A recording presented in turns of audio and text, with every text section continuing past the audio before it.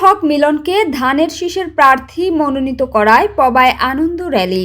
বিস্তারিত থাকছে রাজশাহী থেকে লিয়াকত হোসেনের প্রতিবেদনে।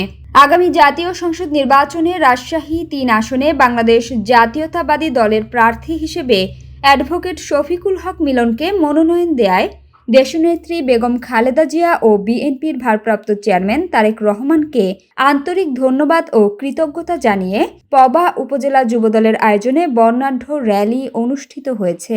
পবা উপজেলা যুবদলের আয়োজনে র্যালিটির সভাপতিত্ব করেন প্রভাষক মোহাম্মদ তাইজুল ইসলাম, সাবেক সিনিয়র যুগ্ম আহ্বায়ক, পবা উপজেলা যুবদল।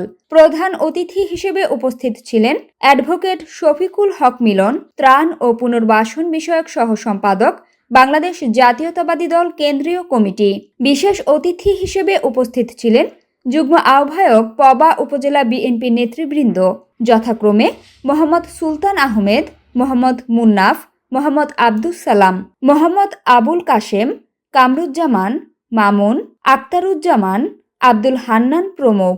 রাজশাহী জেলা যুবদলের সিনিয়র যুগ্ম আহ্বায়ক ফয়সাল সরকার ডিকো সহ আরও উপস্থিত ছিলেন যুবনেতা সাহেবজাদা সাজিম, সদস্য জাতীয়তাবাদী যুবদলের রাজশাহী জেলা সালাউদ্দিন, হাসিবুর শাহিন, রনি, হাসান, রসুল, রবিউল, সুমন, হামিম, সাদ্দাম, আকাশ, সুজন, সাজ্জাজ, রবিউল, রবি, সোহাগ, সেন্টু, দুলাল, রবিউল আওয়াল, রফিকুল ইসলাম ইজাজ, রায়হান ও অঙ্গ ও সহযোগী সংগঠনের নেতাকর্মীরা।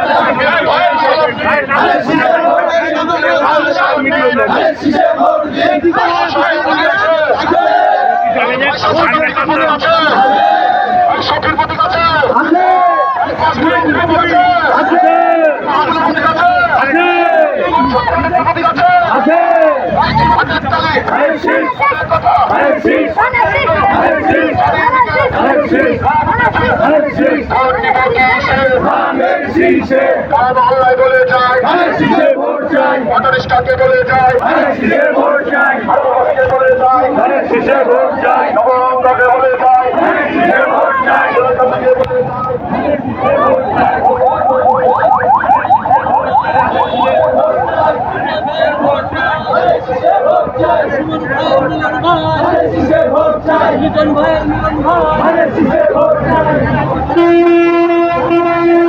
বিশেষ করে আগামী 2026 সালের ফেব্রুয়ারি মাসের নির্বাচনকে ঘিরে যে ষড়যন্ত্র হচ্ছে, একটি পক্ষ বারবার বলছে কি বলছে যে এইটা না হলে নির্বাচনে যাব না, ওইটা না হলে নির্বাচনে যাব না, এই ভোট দিতে হবে, লোকাল গভর্নমেন্টে ভোট দিতে হবে, হ্যাঁ না ভোট দিতে হবে।